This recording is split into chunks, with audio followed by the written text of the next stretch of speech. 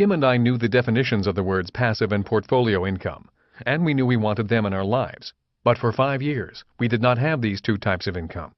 Suddenly, after the 1987 stock market crash and the 7-year recession began, we knew that the window of opportunity had arrived. It was our time to make the words real. It was time to have a wealth ratio that was more than zero. We bought our first property in 1989, and by 1994, we had a little over $10,000 in passive income a month, and our total expenses were less than $3,000 a month. So, 10,000 divided by 3,000, that gave us a wealth ratio of 3.3. Today our wealth ratio is over 12, even though our expenses have gone up significantly. That is the power of making the words a part of your life. If you are serious about retiring young and retiring rich, you may want to make Rich Dad's wealth ratio a part of your life. Add power to your life. There are 2 points I want to make from this section on words, action, and integrity. One point is that a few simple definitions and simple numbers can add a lot of power to a person's life.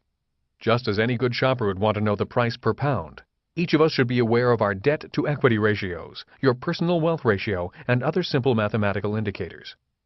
The second point is that there is more to success than simply knowing the definitions of words and throwing around jargon in the attempt to sound intelligent. Too many people today use words they don't really understand. Many financial services salespeople use financial words that they don't really understand in an attempt to sound more intelligent than their clients. The main point is, if you want to retire young and retire rich, it is important for you to constantly improve your financial vocabulary.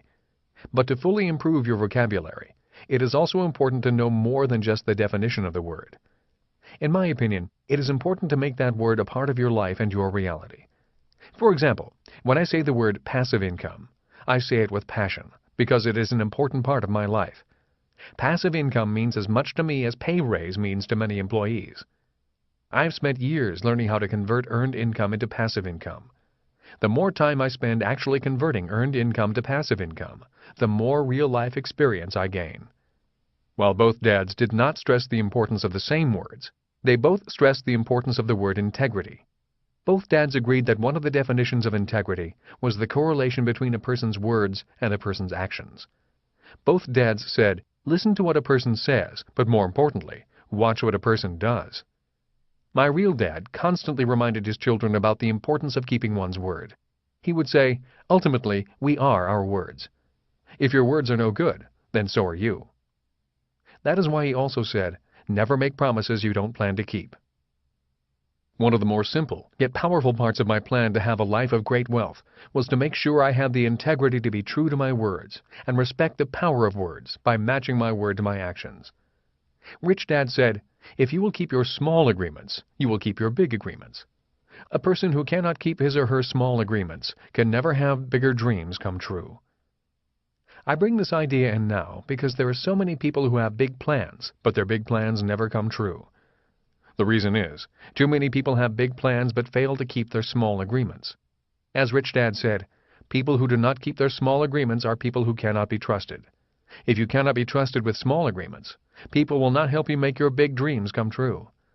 If you cannot keep your word, then people fail to trust you and have little confidence in you and your words. So I pass on the words of wisdom from both my dads, and those words are, be sure your words and your actions are one.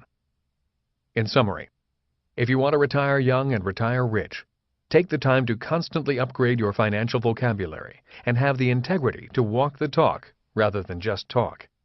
Always remember that words are tools for the brain, and that there are fast words and slow words to wealth. The leverage of fairy tales. Rich Dad loved fairy tales, especially the story of the tortoise and the hare and the 3 little pigs. He absorbed their lessons, and those lessons guided his life. I remember him saying, many times in life you will meet people who are smarter, faster, richer, more powerful, and more gifted than you. Just because they have a head start in you does not mean you cannot win the race. If you will keep faith in yourself, do the things that most people do not want to do, and keep making progress on a daily basis, the race of life will be yours. He would often intertwine the story of the tortoise and the hare with the story of the 3 little pigs. When I was around 12 years old, Rich Dad said, poor people build financial houses made of straw. The middle class build financial houses made of sticks, and rich people build houses of brick.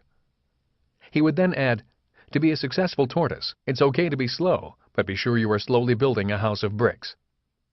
In 1968, while at home for Christmas leave from the academy I attended in New York, Rich Dad and his son invited me to their new home, which was the penthouse of his new hotel. "Remember me telling you those stories?" Rich Dad said, as we gazed from his balcony over the white sand beach and crystal blue ocean.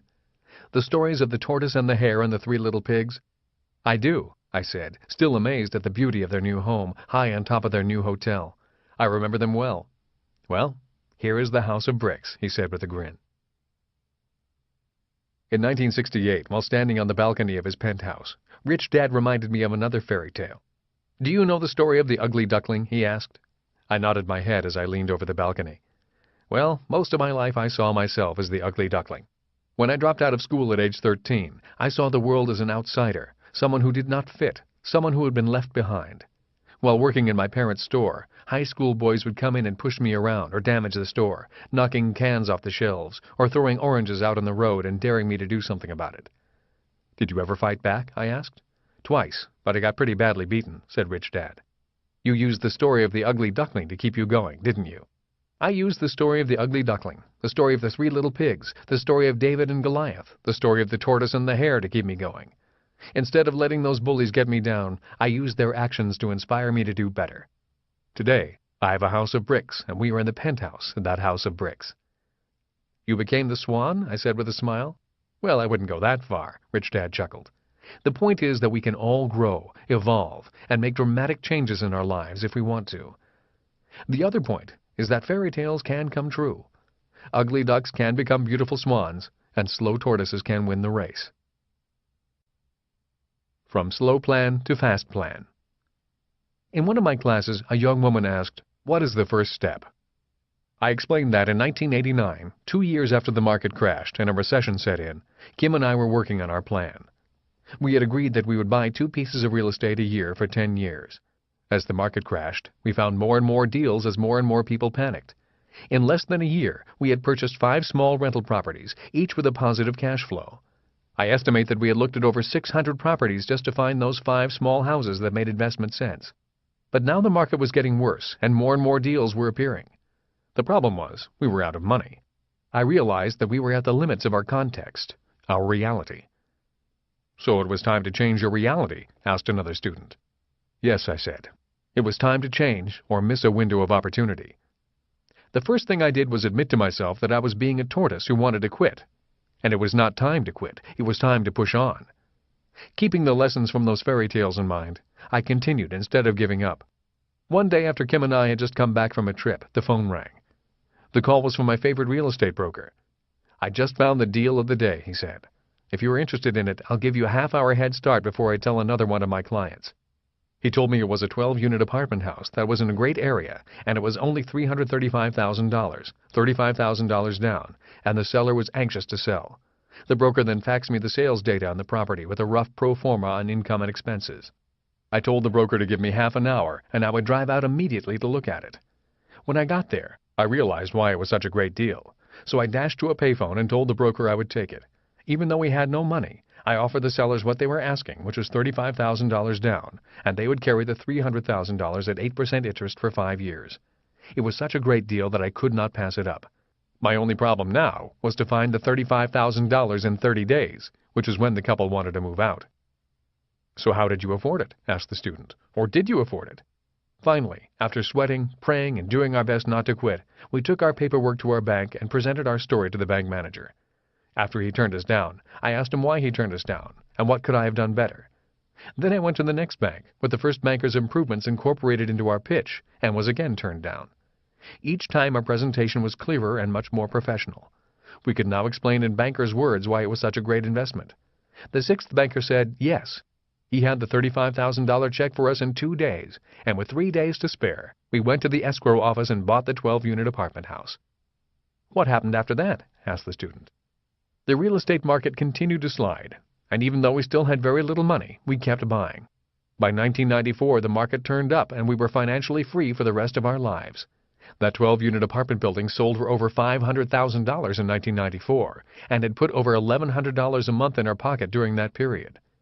The $165,000 in capital gains were rolled tax-deferred into a 30-unit apartment house, which is one of the apartment houses we still have today. That 30-unit apartment house began putting a little bit more than $5,000 a month in our pocket each month. With the other properties and investment we had, we were earning over $10,000 a month in passive income, which put us at the affluent level, and we retired. We had about $10,000 in passive income and about $3,000 in monthly expenses. We were financially free. So it was not luck, said another student. It was your plan that got accelerated. We were prepared for the window of opportunity, and we took it, I said. Soon after 1994, the prices of real estate skyrocketed, and it became a little harder to find such bargains and willing sellers. The reason I tell you this story is to explain to you the importance of being willing to expand your context as well as add to your content. So today, affording a $335,000 property is easy for you because you increased your reality and your education. Is that what you were saying? Asked a student. Very easy, I replied. The important thing for Kim and me was the willingness to go beyond our context and our content. Have you become an ugly duckling again? Asked a student a little cynically. Sure, I said. After the $335,000 apartment house, we found it easy to invest up to the $2.5 million level. From 1994 to 2001, we did well in the range of up to $2.5 million, and our passive income increased to about $16,000 a month without much effort. Simultaneously, in 1996, I knew it was time for me to learn how to take a company public, through the IPO process. Also in 1996, Kim and I met Sharon Lechter, and Rich Dad Poor Dad was published. Sharon, Kim, and I founded Cash Flow Technologies, Inc. in the fall of 1997. We were entering a new world with a new context, content, and friends. Our real estate investing context remained at $2.5 million in investments. So you moved to expand your context in other areas, is that what you're saying? Asked a student. That is exactly what I'm saying. With Sharon as a co-author and partner in the business, our little company grew far beyond our wildest dreams. Without Sharon, we would not be as successful as we are today. After working for